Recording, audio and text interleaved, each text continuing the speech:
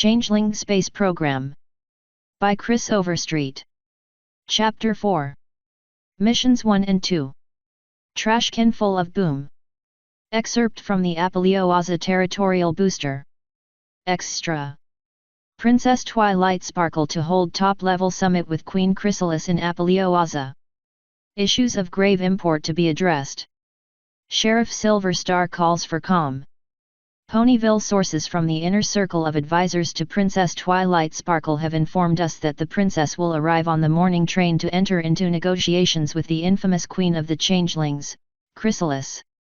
While Apalioaza has suffered in recent weeks from repeat and open visits by Chrysalis's subjects, heretofore edicts from Canterlot have instructed our civic government to treat them as any peaceful visitor to our young but vibrant community. As a result, our settlers have grown rapidly more unsettled as the prospect of a quiet changeling invasion becomes more real. While our mayor has pledged to bring to the princess's attention the danger to Princess Celestia's loyal subjects, Sheriff Silver Star has asked the people to remain calm and extend our renowned Apaliosan hospitality even to such creatures as the changelings. We at the booster can only hope that Princess Twilight Sparkle's negotiations will finally keep the changelings out of our fair city. Civilization in this wilderness can only come with a changeling-free environment. Asterisk. The crowd of Apaliosans stood watching the tiny, dusty train station in Apalioaza with undisguised hatred. The enemy herself, Queen Chrysalis, had taken in recent weeks to coming to and from the town as if she owned the place. Now she stood there, alone and unguarded on the train platform, awaiting the arrival of the Friendship Express. Silver Star swished his mustache nervously. He wanted nothing more than a nice, peaceful life, and so long as the changelings who had come and gone through his town made no trouble, well, he had no trouble with them. The same couldn't be said of his fellow townspeople, though. And the looks they were giving the lone changeling on the platform worried him. That train had better not be late, he muttered to himself. What train is that, Sheriff? Silver Star turned to look behind him, then relaxed as the tall, slender, elegant mare strolled up to him. Oh, good morning, Ms. Cool Drink, he said. How's Dodge treating you these days? 28, what brings you into town? Why, Miss Berry's new enterprise, Cool Drink drawled, gesturing casually towards the tall, brand new warehouse next to the tracks.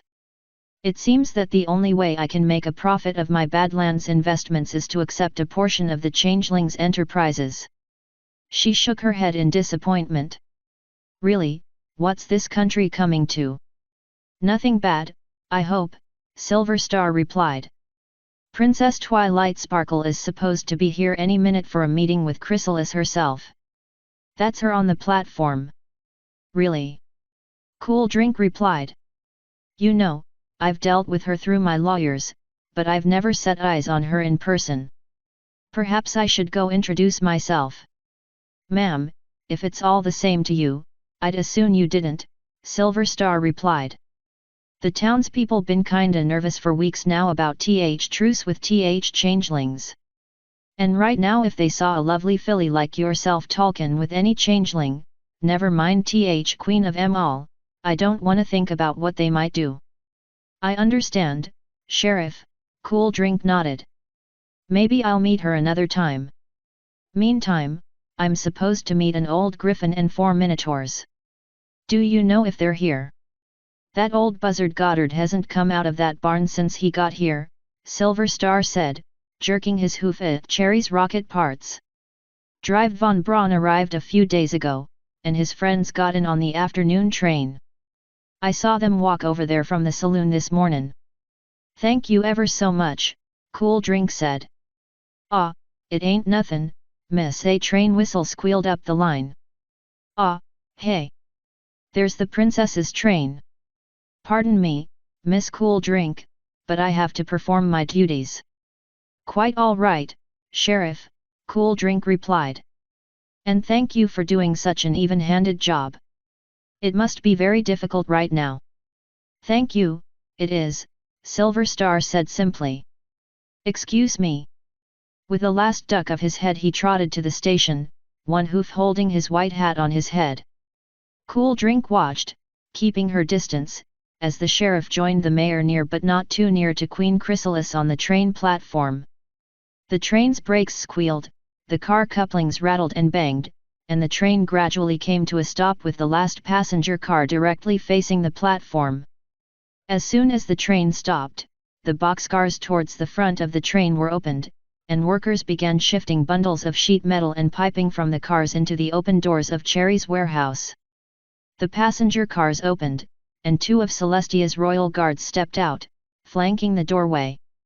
A moment later Twilight Sparkle stepped out, followed by a pink earth pony with poofy pink hair and a yellow Pegasus with long pink hair that threatened to cover her face. "Greetings, Princess Twilight Sparkle," Chrysalis said, nodding her head to the purple alicorn as one equal to another. "Welcome to Equestria, Queen Chrysalis," Twilight Sparkle replied, her voice a bit deep and hoarse. "I'm glad to see you visit us peacefully for a change." "Indeed, it is a novelty, isn't it?" Chrysalis said, smiling. "Ah, welcome, Princess Twilight," the mayor said, cutting off Chrysalis and bowing and scraping at Twilight's hooves. "Thank y'all so much for choosing our lovely town for this important international summit." "Please, Mr. Mayor," Twilight said, "I've got a cold and my voice is going out. If the Queen and I could just go someplace private so we can talk quickly." "No rush," Chrysalis purred. "We have so very much that needs negotiation." Cool Drink watched with bemusement as Queen and Princess were carefully steered towards the town hall with its recently rebuilt clock tower. She noted, idly, the orange earth pony with the cowboy hat organizing the unloading of the cargo from the train. She particularly noticed a purple-maned white unicorn carrying a large trunk in her magic while, behind her, two ponies in coveralls and caps followed her into the warehouse. Nodding to herself, she walked most casually across Apelioaza's Soul Street to the warehouse, opening the door and shutting it behind her. The instant the door off all sight by the outside world, green flame bathed the statuesque unicorn mare. When the flame died it left behind Queen Chrysalis, who chuckled quietly to herself, satisfied by a well-executed stratagem. The door at the other end of the hallway opened, and the white unicorn and the two ponies in coveralls stepped in. In moments the coveralls and caps lay on the floor, and a light blue Pegasus and lavender alicorn stretched their wings. "Don't get used to me saying this," Twilight Sparkle said, "but thank you, Queen Chrysalis. You were right, and I was wrong. This time." "You're quite welcome, of course," Chrysalis replied. She'd anticipated that news of their conference would leak, and that petty politicians and anxious ponies would hijack the Princess of H.A. Friendship, preventing any work from getting done on space things. And quite frankly Chrysalis wouldn't have spoken a word to Twilight Sparkle willingly on any other subject, at least not until the little princess was helplessly encased in gel and had exhausted all variants of, "You'll never get away with this." So, while she entered town disguised as Cool Drink, an identity which was no business of Twilight Sparkle's, she'd sent Dragonfly ahead to pose as herself. Having used the most intelligent space program Changeling already, she'd had to deploy her third most intelligent space program Changeling, Lucky Cricket, to briefly take the role of Twilight Sparkle, 29. As if reading her own momentary reflections on a plan well come together, the rainbow-maned Pegasus grumbled, "Yeah, about that. What's the idea of sending a male changeling to imitate Twilight?" "A changeling can imitate either gender flawlessly, at least physically so," Chrysalis said. "Unfortunately, I had no changeling who could imitate the princess's voice at all, or hold up her end of a prolonged technical conversation. So I chose a changeling who is good at improvising, who plays sick well, and above all is extremely lucky." She shrugged and added, "I knew it would work so long as the time exposed to outsiders was reduced to the absolute minimum." "So what happens now?" Twilight Sparkle asked. "In about half an hour the changeling replacing you collapses of illness," Chrysalis said. "We've replaced Dr. Sawbones McCold for the day a temporary measure, and he will be set free by sunset, 30, our imposter will certify the princess as suffering from a 24-hour flu, insist on quarantine in the saloon for the rest of the day, and cover while our imposters disappear. Tomorrow morning we reappear in public, have the negotiations neither one of us want to, only agree on more negotiations another time, and part ways." Chrysalis smiled, not realizing the smile was halfway to genuine and non-threatening. "Which leaves us all day to day to exchange knowledge and work out the glitches in our respective systems, without interruptions or side tracks." "A likely story," the white unicorn protested. "And what's to stop you from vanishing with all of us and returning to your hive with 3 valuable hostages?" Chrysalis affected a look of shock. "Me do such a sneaky, underhanded thing?" she asked. "Why, I would never do such a thing like that. I've turned over a new leaf, after all." Alicorn and Unicorn glared at her. The Pegasus snorted derisively. "And if you don't believe that," Chrysalis continued, "you have 3 friends who, at my own suggestion I might add, are never setting foot inside any building where they know changelings are present, all of whom know exactly where you are. As do your 2 royal guards, who I have had no opportunity to subvert or replace." 31, Chrysalis frowned and added, "and such a thing would thus be instantly known and result in immediate war with Celestia and Luna, a war I am in no condition to fight at the moment." "Yeah, I'll buy that last one," the blue Pegasus replied. "So where are the other eggheads?" "In the conference room." Chrysalis pointed to the only door on the side of the hallway away from the railroad tracks. 4 doors lined the other side of the hallway, leading to smaller offices. 32. Footnotes. 28. When in Apalioaza, cool drink was from a homestead near Dodge Junction. When in Dodge, cool drink had a spread near Apalioaza. She'd used the identity for over 4 years, and so far as she knew, no pony in either town had compared notes with any pony from the other. It only reinforced her low opinion of pony gullibility. "Ha! This is not a footnote marker, and shame on you for following it anyway." 29. Occupant, the second most intelligent non-royal changeling in the space program, was disqualified on the grounds that at least a few ponies would have had a double-take moment upon seeing a profoundly buck-toothed twilight sparkle. 30. A lie, but not for the usual reason. The fact was that there had never been a pony named Sawbones McColt. Caradon had been a holdover from Chrysalis's mother's rule, and it had suited both queen and subject fine to put distance between one another. Bones had become a doctor first in the hills near Smoky Mountain, then briefly in Ponyville, and finally in Apalioaza, being one of the town's founders. Chrysalis still gave him orders on occasion, but she'd left him completely out of the Canterlot invasion, not knowing which side he'd take. He still kept the hive's secrets, and for this operation that was all that mattered. 31. All true, and in Chrysalis's opinion lamentably so. True, avoiding both Canterlot and Ponyville had been the right tactical decisions in the wake of the invasion, but Chrysalis regretted not even making the attempt to get a changeling into the guard. 32. Labeled, from front to rear of the hallway, reception, the secretary's desk, and waiting area, basically, CEO Cherry Berry, Chief of Research Warner von Braun, Chief of Operations Dr. Goddard T. Griffin. That last notable slept in his office and used the worker sanitary facilities for showering, all the more reason to keep visitors out of any of the individual offices. Inside the conference room, seated at a large table and surrounded by chalkboards and corkboards half covered with papers, sat Cherry Berry, Goddard, and the 4 members of the former Minotaur space effort. Introductions were given all around, and after a couple minutes of twilight sparkle and full fangirl mode over Goddard and von Braun, 33, the group settled down to thrash out the day's agenda.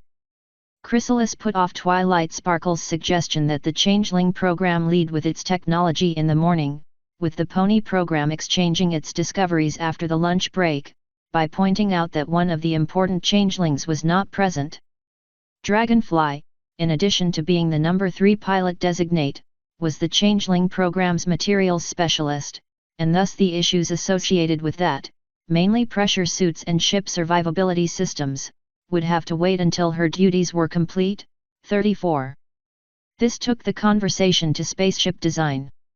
Cherry Berry admitted that the changelings were lacking in that department, their first control pod having failed miserably in their first rocket launch. Von Braun disagreed, pointing out that they had gained just as much data from the failure as they would have from a success. When Twilight Sparkle called it silly to perform a test you knew would fail, Chrysalis pulled out the still uncashed check from the Royal Astronomical Society and spent a minute or so mocking the second-place space program. Once Cherry Berry and Goddard got things back on track, conversation turned to engines. Von Braun provided the data from the first test launch and pointed out that, although further refinement of the delivery system would make the solid-fuel rocket a reliable booster, the existing engines didn't have sufficient thrust or control to reach space safely, let alone return. Goddard then showed a model of his throttle-capable prototype engine and the chemical composition of his fuel anoxidizer system. "I have also developed a single chemical fuel," he said, "but it's far less efficient for thrust. It might be more suitable for fine maneuvering thrusters, and I'm working on designs for that, but for main thrust the two-chemical system is the way to go." Twilight Sparkle brought forward her own paperwork. "I've been working on a propulsion system that converts mana directly into thrust," she said. "Unfortunately, although I get positive thrusts in bench tests, it's nowhere near sufficient to lift even the smallest rocket off the ground. I haven't given up on development, though." Chrysalis and Goddard almost fought over Twilight's paperwork, and eventually the two ended up looking over each other's shoulders. The three of them, with occasional input from Von Braun and one of his associates, discussed Twilight's proposed magic thruster for about half an hour. 35. At the end, Cherry Berry, who had barely followed the gist of the conversation, said, "What's the charge limit on this thruster?" "By itself, about 5 thoms, Twilight said. "But if a thruster is close enough to an equestrian any of us, then our natural magic will gradually recharge the system." She sighed. "Unfortunately you pretty much have to be wearing it to get the recharge effect. So any ship using the system would have a limited supply." "So what you've invented here, Twilight," Cherry Berry said, "is the engine for a pony maneuvering system in free fall, I think." She walked over to a chalkboard, picked up a piece of chalk in her teeth, and sketched out a rough picture of a pony with a fishbowl helmet wearing a backpack. "The astronaut wears the backpack when outside the vehicle," she said after dropping the chalk. "With training it would make the astronaut in their spacesuit a very small spacecraft in its own right." Twilight's magic picked up the chalk and refined Cherry's sketch slightly. "That's an interesting idea," she said. "It would certainly be better than the tether system I was considering. A pony could get tangled in the rope." "Yeah, I kept telling you that every time you suggested it," Rainbow Dash said. She hadn't bothered looking at the paperwork, but she found Cherry's sketch very interesting. "I like this a lot better," she pointed out, "but it means we'll have to teach the pilots how to fly all over again." "I think we're coming to realize that we have to train up from scratch anyway," Cherry said. Rainbow Dash shot her a nakedly hostile glare, then settled back into her chair, apparently to return to her daydreaming. "It is still an intriguing concept," Von Braun rumbled. "It is unfortunate that it cannot be recharged from the natural ether. The single largest stumbling block to interplanetary exploration, as I see it, is the extreme limitation of how many resources we can put into the spacecraft for each launch. Each mission must be completed with only what is on the ship at the start, and the more that is put on the ship, the less able it is to fly. I think I've stumbled on a way to help with that." Twilight Sparkle brought out a second sheaf of papers from her saddlebag. "I also did a little experimenting based on Dr. Goddard's monographs. Unfortunately, since we're focusing on developing a fully reusable vehicle, my calculations showed that we couldn't store more fuel for more than a very brief and probably terminal flight using our current design. But then I tried combining the mana engine research with the fuel systems. My idea was to allow the engines to summon fuel directly from a tank back at base. 2 crystals, 1 small gemstone and a much larger crystal shard," joined Twilight's second monograph at the table. Chrysalis's attention was riveted to the runes and etheric lines carefully engraved within both crystals. This is most interesting," she said at length.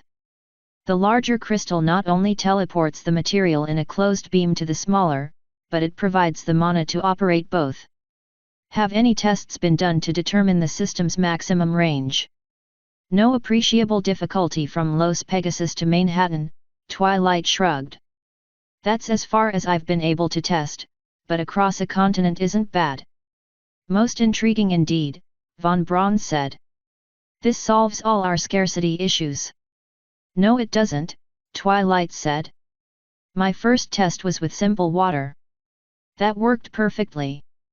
My second test was with an alcohol-based test fuel." "I remember that one," Rainbow Dash chuckled. "That was cool. Not often you see a flame that blue." "Further tests revealed that the teleportation matrix disrupts carbon bonds," Twilight said. Violently. And not just rocket fuel. Pinkie Pie tried using it to send cupcakes into the rocket." "That wasn't so cool," Rainbow Dash muttered. "We all had to help clean what looked and smelled like puke out of our test ship." "The problem must be fixable," Chrysalis muttered. "Have you tried a polarizing filter in the transmission wavelength matrix? That might inhibit any destabilizing factors in mid-transmission." "We're still working on it," Twilight said. "But that's not the important thing for today. The important thing is, this," she pointed to the crystals, "works just fine for water and oxygen." "So?" Chrysalis asked. "So?" Cherry Berry asked. "Remember the most important thing about a rocket?" "Yes. Survivability."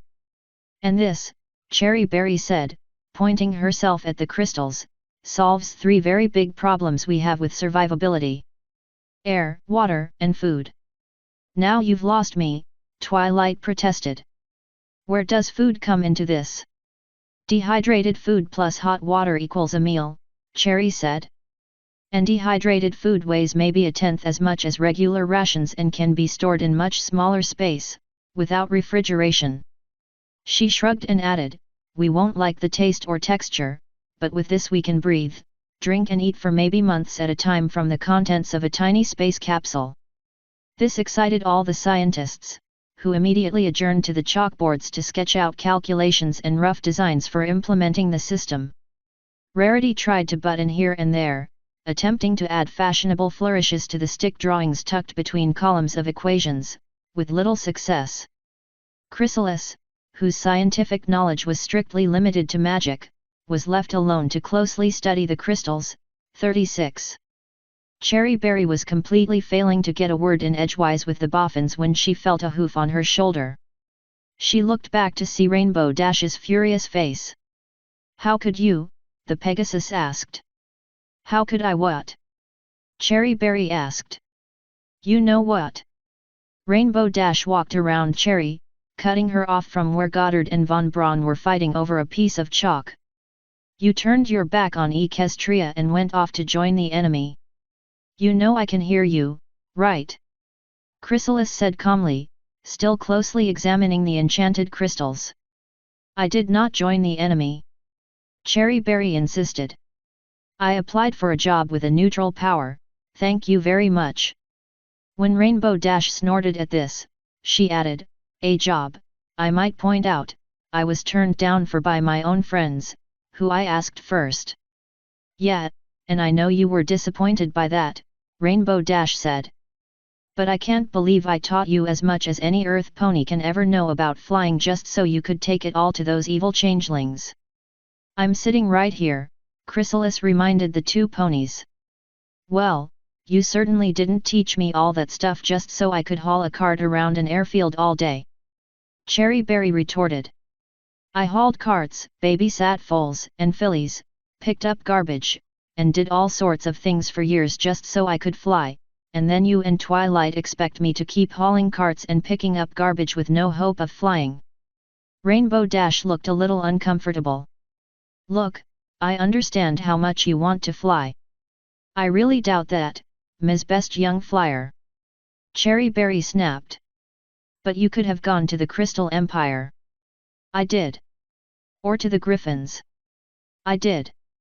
Or to, I don't know, Anipony, Rainbow Dash insisted, pushing through Cherry Berry's objections, before you signed on to work for this double-crossing love-sucking monster.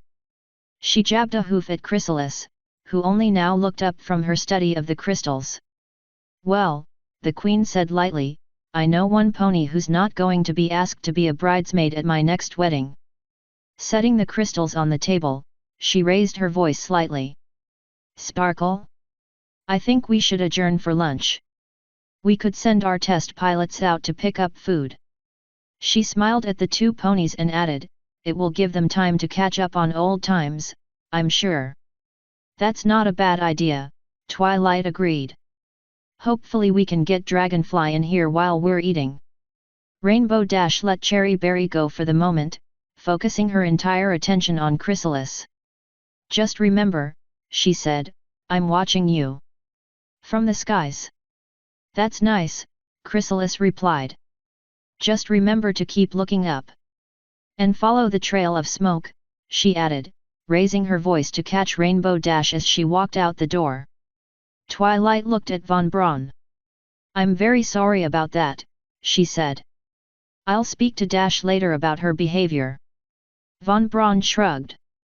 Politics, he said flatly. I don't concern myself with it. So long as my rockets go up, who cares? Not my department. Footnotes 33, which embarrassed Von Braun quite a bit, but satisfied Goddard to a T. The elderly Griffin, delighted at his first honest flattery in ages, warmed to the princess at once, and to Chrysalis's private amazement remained, mostly, pleasant and positive to everyone for the entire day.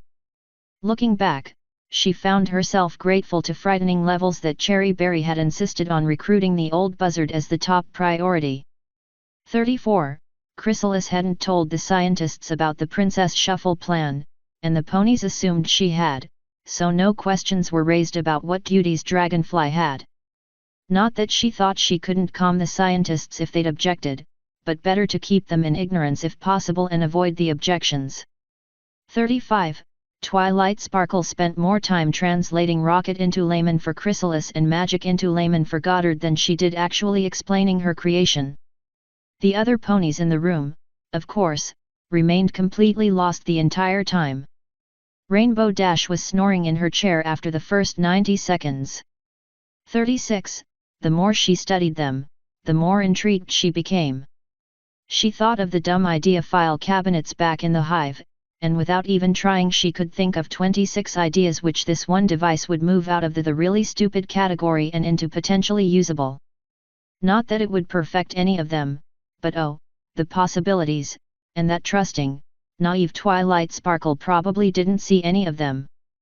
After lunch, with the arrival of Dragonfly, discussion turned first to her parachute design, which even Rainbow Dash admitted was impressive, especially considering the fabric base for the thing resembled a patchwork quilt rather than a single, smooth sheet.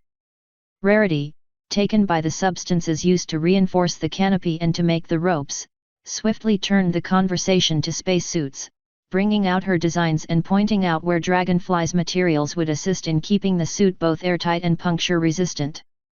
Cherry Berry and Rainbow Dash joined the conversation, pointing out potential issues with comfort and range of movement and keeping both makers on task. While the spacesuit discussion took over one end of the conference room, Twilight and the Boffins took over the other end, discussing the Minotaur's tracking and guidance systems. For once Chrysalis held up her end of the conversation when it came to the magical illusion displays, pointing out potential glitches and apparent motion with the telepresence illusion's point of view and suggesting refinements to how the system displayed trajectories and orbits. Twilight Sparkle pointed out the decay rate of magical detection, proposing that special tracking stations be built to make it easier to find the desired objects and follow them accurately at long distances. Even Goddard couldn't follow the new logic-based math used by the Minotaurs, limiting himself to a soft snarky comment about how fitting it was that a cloven-hoofed creature could only count to 2, 37. Eventually the two groups reunited for the final item of discussion, von Braun's proposed control system. First von Braun demonstrated his reaction wheel, a modified gyroscope which would transform electricity into rotation and thus, with care and patience, allow a ship to rotate through all three axes. Of course, he said, inertia is still an issue. Reaction wheels are effective according to the ratio of their size to the mass and length of the ship overall. For atmospheric flight some control surfaces will still be desirable, at least for now. The test model was nothing more than the reaction wheel system itself, mounted on gimbals. Using only the small flashlight batteries of the device and a handheld remote control, von Braun demonstrated his ability to turn the assembly left, right, 360 degrees around, and even upside down, holding the device in place against gravity for half a minute before powering down the wheel and allowing the gimbals to flop back down. No magic, Twilight Sparkle said, odd. No wings, no flapping, Rainbow Dash added, equally impressed. No thrust of any kind involved, Cherry Berry agreed. From this signal success von Braun advanced to the center of what he called the pilot interface. At the center of the various gauges lay a large blue ball. This is an advancement over the artificial horizon used by airships and the most advanced experimental aeroplanes, von Braun said. Since a spaceship goes where there is no horizon, this ball is designed for full spherical rotation without gimbal restriction. He flicked a switch, and a strange symbol, a circle with three lines sticking out at right angles to one another, appeared on it. We can also project markers showing references for the ship's motion. This one is the prograde marker in short, it shows the direction the ship's actually moving in at the moment. At least during launch you want to keep this marker in the blue zone and out of the brown. That means the pointy end of the rocket is aimed at the sky. Really? Chrysalis asked. What does it mean if you have that marker in the brown? Von Braun paused before replying, it means your ship is pointed down. At the ground. Or, at least, towards whatever mass you're orbiting. And when your rocket is pointed down, Cherry Berry said, a note of warning in her voice, it means you are having a very bad day. And will not be going to space today, Dragonfly finished, 38. Chrysalis took the point, settled back in her chair, and resolved herself to attentive silence.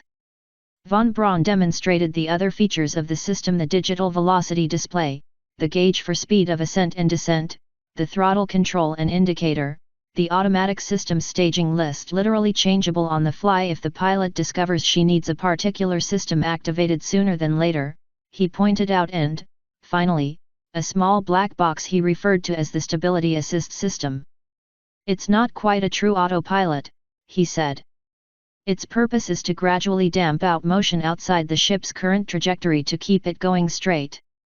Unfortunately, it's very stupid, so it has a tendency to overcorrect, oscillate, and burn a lot of electric charge in the process. Pilots will need to be trained to use it as an assistant, not a substitute. Finally, once it was clear that von Braun and his friends had completed their demonstration, Chrysalis said, and this is what you spent all that time and money crafting? Goodness, no, von Braun said. We really had this all knocked out within a week. Except for the SAS, this is mostly existing technology applied in a novel way. No, our main efforts were devoted to creating a fully autonomous automated pilot. Since the four of us, he gestured at his almost identically large, muscular, and heavy brethren, are simply too large to be pilots, and we couldn't find a goat willing to fly on our behalf. And we are making progress on that front, George Bull added. Much more slowly with our current funding and priority restrictions, though. He shot a look of resentment at Dr. Goddard, who pretended not to notice. That's amazing! Twilight Sparkle exclaimed. This is a simple yet efficient. Oh, wait, no, von Braun said, waving off the praise. This is only the piloting system. There will still be a host of switches and controls unique to each spacecraft. Please don't refer to any spacecraft control system as simple. There's no such thing, not for such a dangerous enterprise. And speaking of enterprises, Chrysalis purred, why don't the rest of you go find some dinner? 39. The princess and I have some negotiations to conclude, since we'll be too busy with meaningless drivel tomorrow to take care of it then. As the others began to file out the door, Chrysalis added, no, Miss Dash, you should remain. How else can you keep your eyes on me? Footnotes 37. Though Twilight Sparkle was picking up concepts towards the end of the discussion, and asked George Bull to send her his monograph on logical expression. 38. Chrysalis enjoyed being queen of the hive and had no interest in naming a successor and training her for the sudden yet inevitable betrayal and overthrow. But after witnessing Dragonfly be competent on a regular basis, she was beginning to wonder if she had any royal jelly stored away somewhere. 39. Chrysalis wasn't in the least hungry, herself. Between the ponies, the griffin, and the minotaurs, and the love of flying, the love of science, and the love of making things, she'd been snacking all through the meetings. If this kept up, she thought, she'd end up like that guard, neighing Mantis, who had hogged Cherry Berry's flying cherries dream all to herself for a solid week. The guard commander told her Mantis would be able to resume guard duties after another week of crash dieting. The negotiations were brief and, surprisingly to at least one side, entirely in good faith. Assembled parachutes with protective covers and an electric deployment system, plus raw changeling materials, in exchange for pressure suits. Rarity would take measurements for Cherry Berry, Dragonfly, and Chrysalis before the ponies returned to Ponyville. This was settled quickly, as both sides required the other side's aid to make these systems work. Von Braun's control systems in exchange for Twilight Sparkle's ether thrusters and air-water supply crystals. Again, settled quickly, because each side thought the other's innovative system was equally groundbreaking. When it came to engines and space vessels, however, negotiations dragged out and eventually broke down. Twilight Sparkle wasn't willing to give up on her idea of a fully functioning magic-powered spaceship. Chrysalis, for her part, didn't want to adopt the pony ship design sight unseen. On the final point, each side exchanging pilots in order to standardize astronaut training, there simply wasn't enough trust between the sides to do anything more than mention the idea and take it under consideration. After dinner, in the darkness of night, Twilight and Chrysalis replaced their imposters, and the next day they played out their scripted public negotiations, up to a point. As the ponies of Apelioaza gathered to see the princess off, regretfully, and bid farewell to the queen, forever, they hoped, Twilight Sparkle went distinctly off script. We have many reasons to distrust the changelings, Twilight Sparkle said, especially after the battle in Canterlot. But as my teacher Princess Celestia reminded me, every pony deserves a second chance to make up for past mistakes. I've made many mistakes in my life, as has she. And yet our friends forgave us, because that's what ponies do. So when I hear ponies saying bad things about the changelings, when they're trying to work with ponies and make up for their past misdeeds, I'm really disappointed, she continued. They tried to conquer Equestria, and we won't forget that anytime soon. But we must also remember that we are ponies. We believe in friendship and harmony, and forgiveness. Each of you have made mistakes. Each of you will make mistakes in the future. And if you want to be given the chance to fix those mistakes, you have to be willing to give the same chance to other ponies, even changelings. Twilight Sparkle's eyes swept the crowd, whose anger had begun to give way to shame. So I don't want to hear any more throw out the changeling talk, she concluded. No more talk about traitors to pony kind. If the changelings betray their word we will deal with that then but not before. She stomped a hoof on the train platform and shouted, so start acting like ponies for a change. And give them a chance. With that the princess turned and walked into the train, followed by her 2 guards, 40, and the rest of her friends, except for one. The yellow Pegasus with the long pink hair Fluttershy, Chrysalis recalled the name, stopped just before boarding the train to whisper, 41, I had to talk her into that last part, she said. Twilight still hasn't forgiven you for what you did to her, or what you did to Princess Cadence. But she's willing to try anyway. She's giving you a second chance, just like she did with Discord and Starlight Glimmer. Then the shy, retiring Pegasus locked eyes with the ruthless Changeling Queen, and for an eternal moment two gentle eyes pierced to the bottom of Chrysalis's ragged, perforated soul. "Don't blow it," the stare whispered. When Chrysalis recovered, the train doors had shut and the Friendship Express's whistle was blowing. As she stumbled back from the departing train, she almost bumped into Sheriff Silver Star, who held a hoof out to her. "Good evenin', your queeniness," he drawled. "In spirit of Princess Twilight's words, I'd be right honored if you'd join me for dinner at Saloon." Certainly," Chrysalis answered, still off balance. For the first time ever, she felt a tiny sliver of guilt, and the emotion was foreign to her except as a licorice-like taint on the love of married ponies she'd seduced. "I'll see you at 8, then," the sheriff said. In a lower voice he added, "I'm looking forward to talking with you about a mare named Cool Drink. I have a cousin in Dodge, you see, who wrote me asking how Cool Drink was doing on her Appaloosan ranch. Seeing as you do business with her of late, I figured you'd be best placed to answer a few questions." A shiver went down Chrysalis's spine. "Drat," she thought.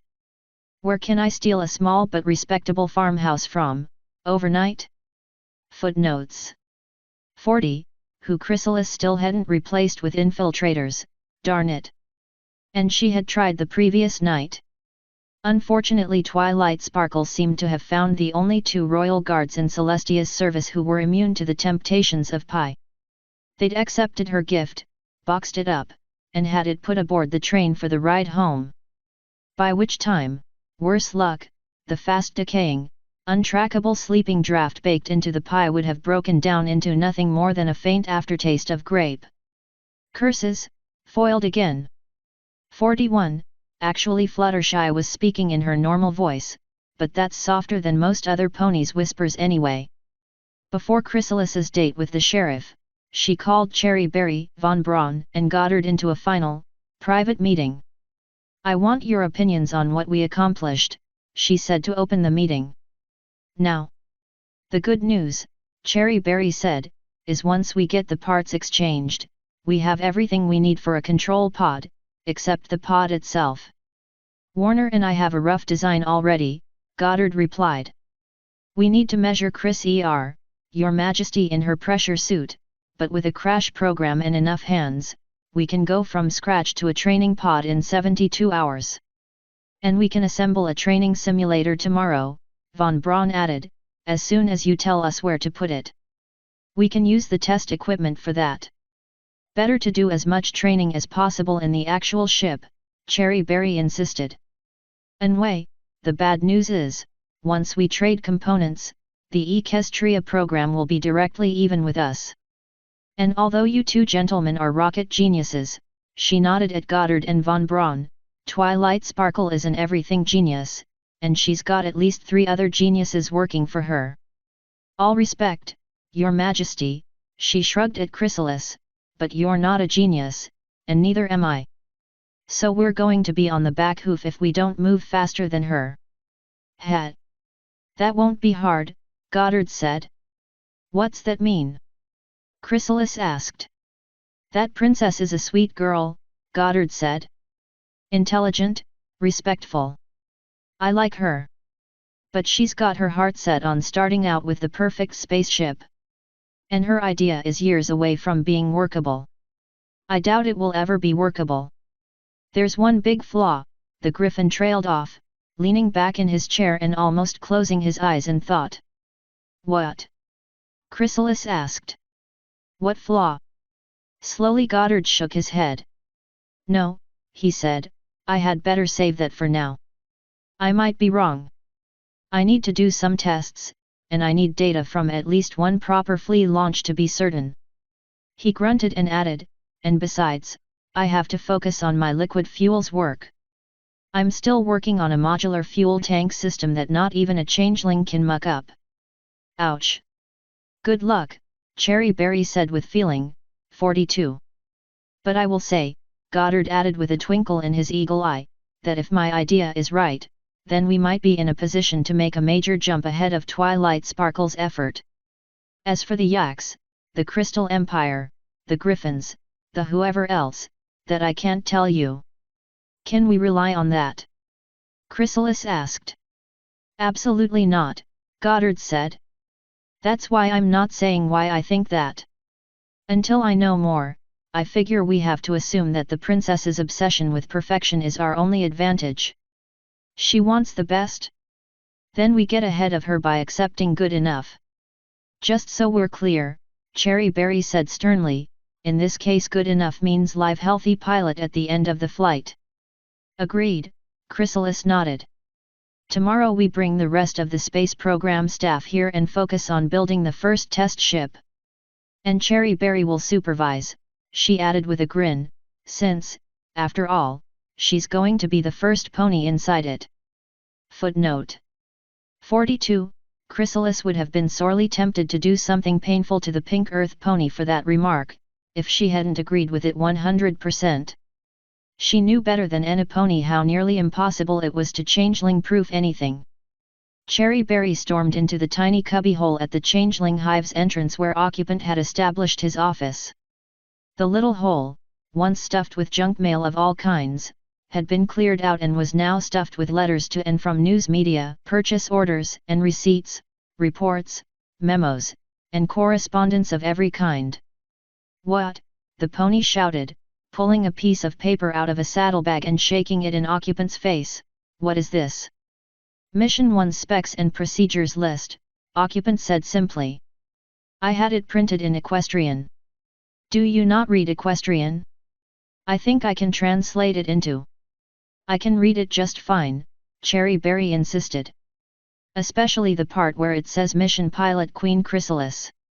She shook the paper again until her hoof came free and it fluttered to the floor. The deal is, she flies nothing until I've flown it first. That's not just my vanity, that's for her safety, darn it. But Mission 1 isn't going to be a flight, Occupant said. Read the whole procedures list. There's no launch. Cherry Berry's eyes widened. She flipped the paper on the floor over and read it carefully. Sure enough, the test was listed as capsule only, no engine. Why, she said at last.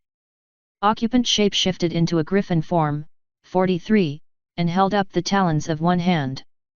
We have a contract to ground test scientific equipment, he said, counting off one talon. We need to make sure some ling as large as our queen can fit comfortably in the ship, get in and out of the hatch, and walk around in the suit while it's inflated. A second talon ticked down.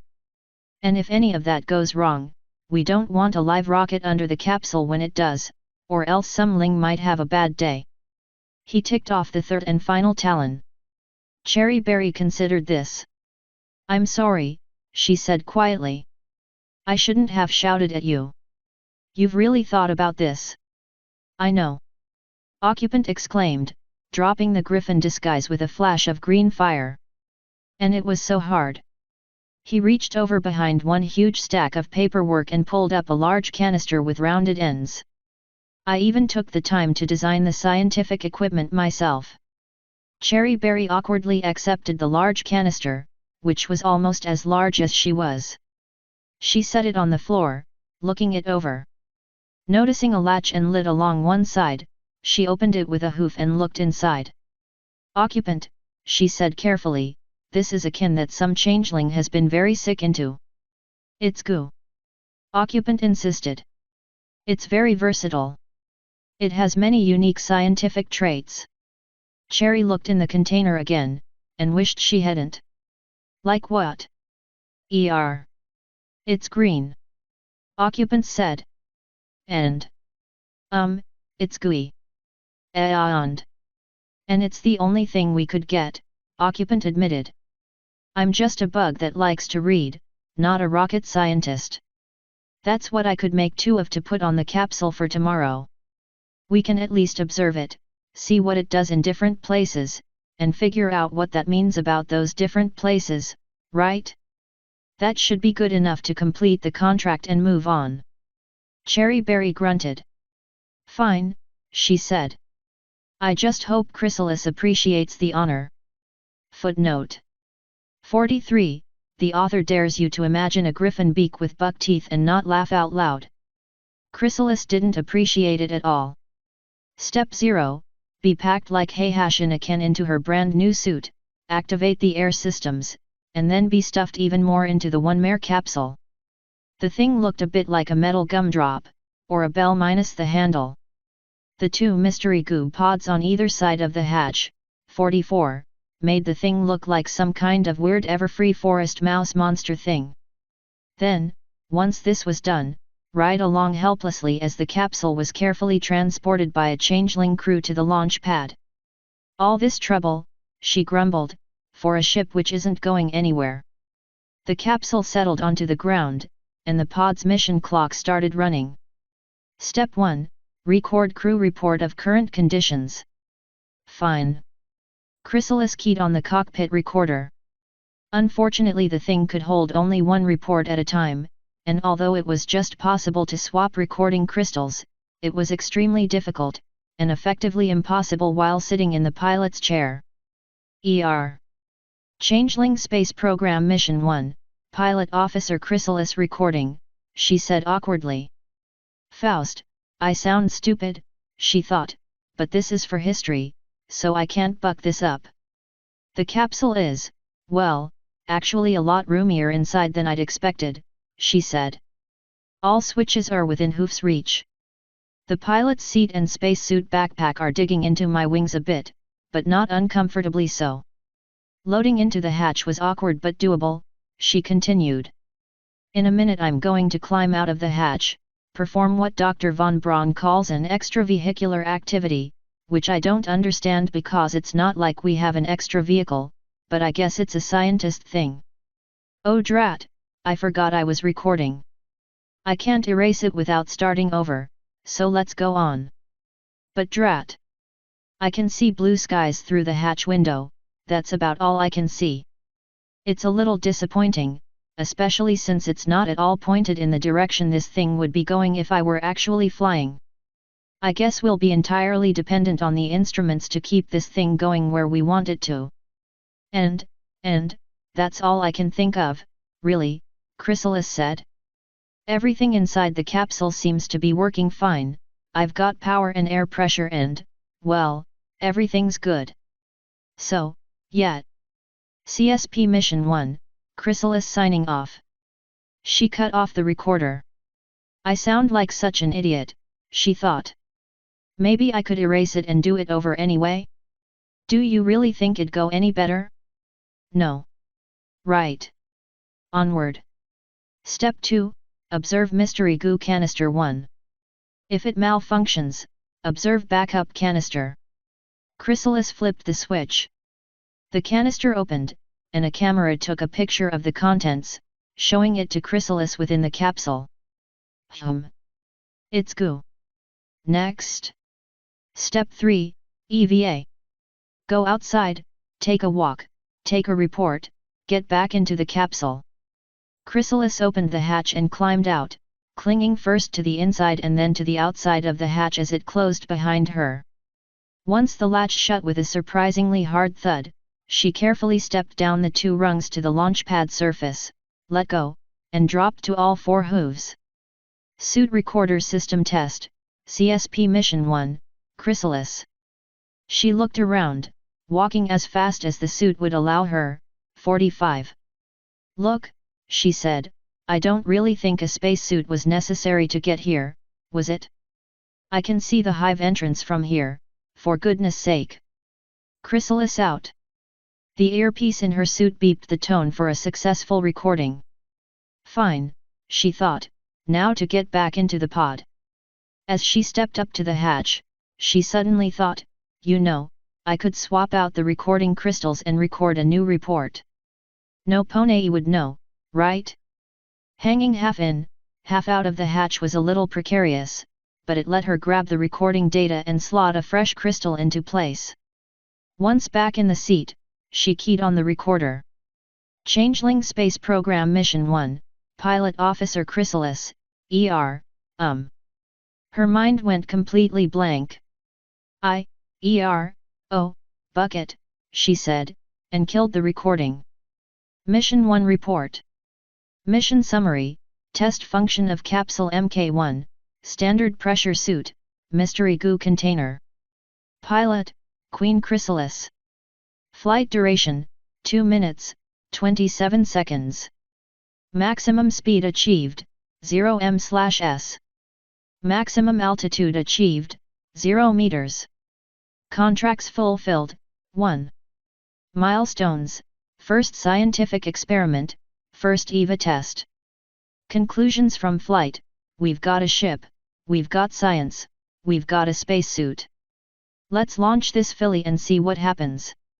Mission assessment, successful. Footnotes. 44. Occupant had heard that balance was important. Actually, what he'd heard was that a balanced diet was important, so he ended up being absolutely right for a really stupid reason, but the being right bit still counted. 45.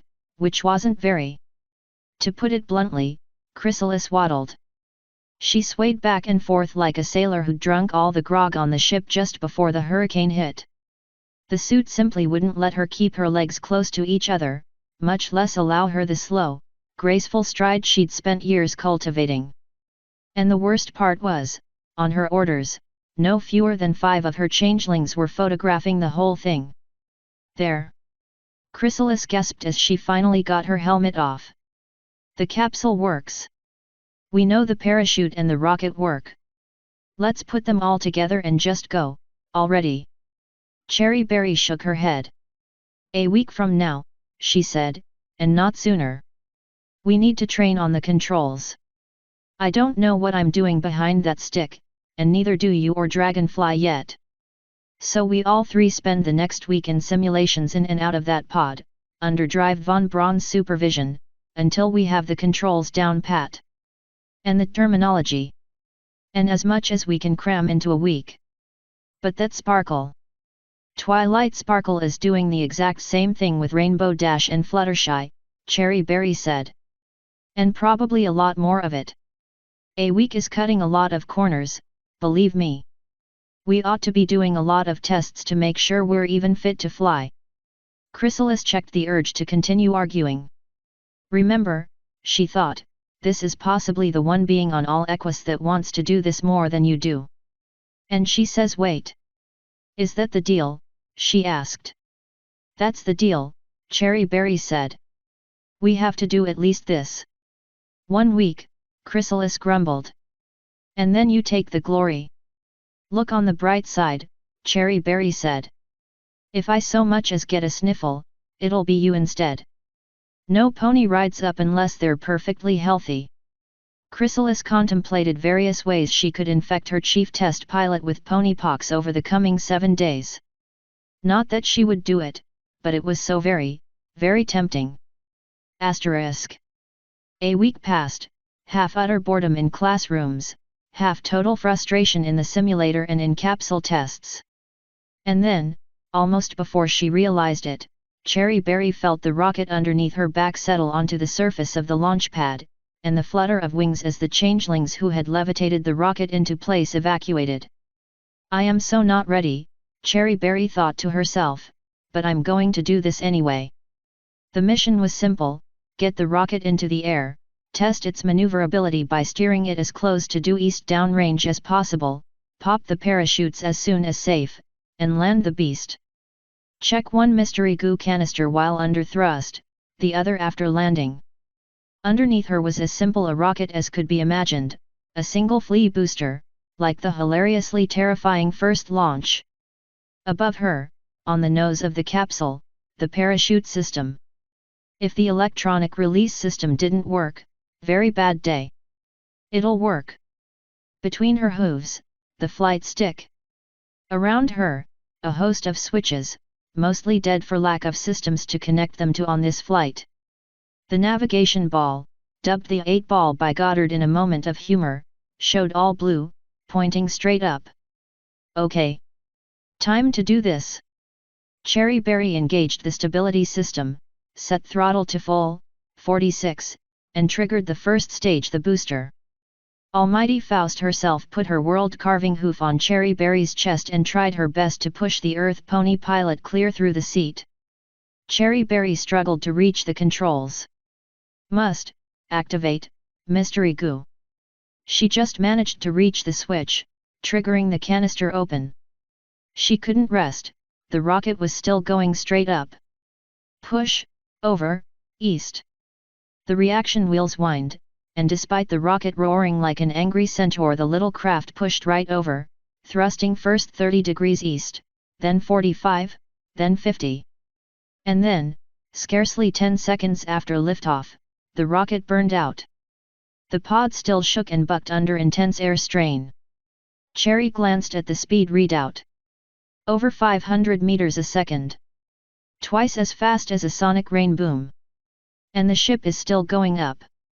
Even as she thought these things, the ship steadied in its flight. The speed dropped off rapidly in the air.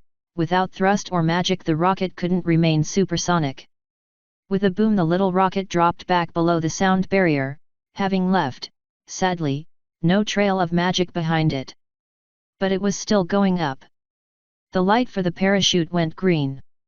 According to mission specs, which she had insisted on during a conversation with occupant, she was supposed to test the parachutes as soon as possible. But I want to see how high and far this bird will go, she thought. She watched the altimeter climb. 3,700 meters. 4,000. 4,500. 5,000 and slowing. 5,300 and creeping. 5,500, and the counter seemed to strain for every last digit.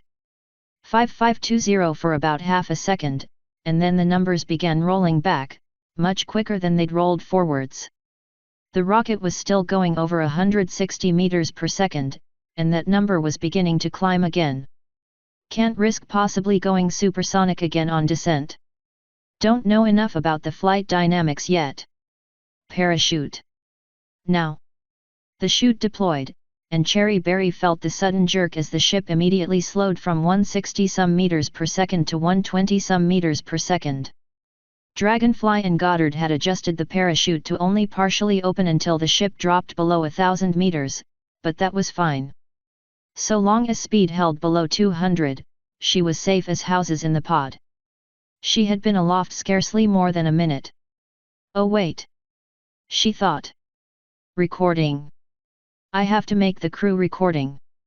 CSP Mission 2, Chief Pilot Cherry Berry recording, she said. I have just released the parachutes after a very, educational first flight. I recommend that we put limiters on the solid rockets in the future to moderate burn and to reduce the acceleration forces on passengers. The readouts registered a maximum of 7 times normal gravity during ascent. Prolonged exposure to that level of acceleration could lead to blackouts and loss of control, so that problem seriously needs be addressed. I can see some mesas outside my cabin window now.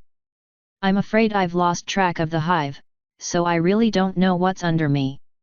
Oh shoot. I really don't know what's under me. I could be coming down on uneven ground, which would leave me rolling down the slope, possibly breaking up. And if I am, I am. Can't do anything about it now. Something else that needs to be addressed, though. Anyway, Drive von Braun's control system works perfectly. Symbols for prograde and retrograde vector lit up as designed, and for a moment Faust's mighty hoof gave Cherry Berry another gentle caress. The parachutes just finished opening, Cherry Berry gasped as the ship decelerated to a leisurely 7 meters per second, 47. 470 meters and descending. Chute shows all green, so that's a successful test. I'm about to be busy with landing and closeout procedures, so this is Cherry Berry, Changeling Space Program Mission 2, signing off. 20 seconds after Cherry switched off the recorder, the still hot bell of the rocket booster hit the top of a thankfully flat, mostly smooth mesa. The parachute fell slack, detached automatically, and drifted off to the ground. Cherry Berry triggered the second mystery goo canister, took its report, and then lay back in the pilot's chair and breathed her first deep breath of relief. I think we can actually do this. Something banged on the side of the capsule. A changeling, 48, peered in through the hatch's window, smiled, and waved. Mission 2 report. Mission summary: test control systems and parachute system in flight, gather data from flight. Pilot, Cherry Berry. Flight duration, 3 minutes, 10 seconds. Maximum speed achieved, 540 mph. Maximum altitude achieved, 5,520 meters. Distance downrange at landing, 5.7 kilometers. Contracts fulfilled, 0.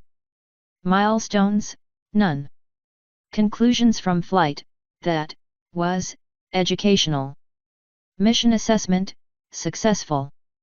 Asterisk. Footnotes.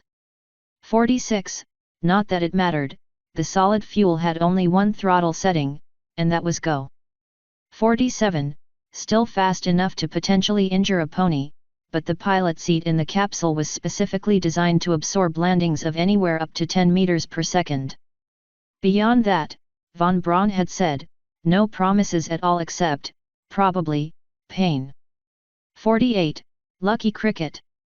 All the non-pilot Changeling space program changelings had drawn straws to cover the 8 compass points for ship retrieval, just in case the control systems went wrong.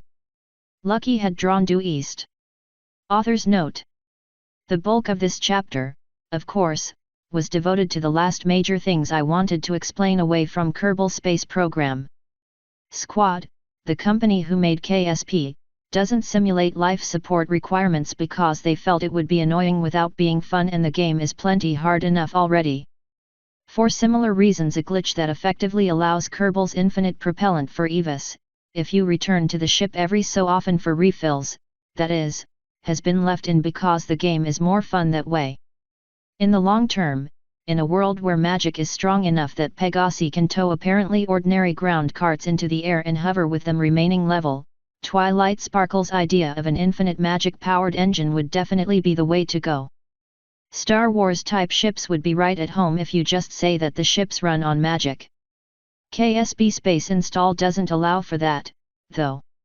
Fuel scarcity is one of the key points of the game, as it should be, since the object is to provide a semi-realistic rocket simulator accessible to armchair enthusiasts. So my explanation for infinite air also had to preclude infinite fuel, to say nothing of any possibility of just teleporting ponies across the stars willy-nilly. Ponies and people, remember, are also made up of carbon compounds. But for purposes of the story, spoiler alert, Twilight's going to be buying rocket parts from Cherry Berry hoof over fist, so to speak. The magic rocket ship is going to be the Equestrian Space Agency's millstone, keeping them just one step behind the changelings, at least until and unless the game's mission contracts cough something up that requires me to say otherwise. And Rainbow Dash is required by Brawny Law or something to be mad at disloyal ponies, so the scene with Cherry Berry. It was fun writing in Chrysalis's reactions there, I admit. For my playthroughs, Cherry Berry is Jebediah, and Chrysalis is Valentina. Dragonfly hasn't got a Kerbal equivalent yet, because she's strictly backup for the moment. Obviously, since KSB's mission control is on the beach on the equator, Mission 2 had a splashdown, not a touchdown. I decided not to attempt an EVA for that reason, and also for the fact that the ship was floating upright rather than on its side, and I didn't want to risk losing Jebediah/Cherry on the very first actual flight. Oh, and Applejack remains best background pony. Next time, Chrysalis demands her turn riding the Trashcan, and the Changeling space program moves to a more suitable site for, well, pretty much everything. End author's note.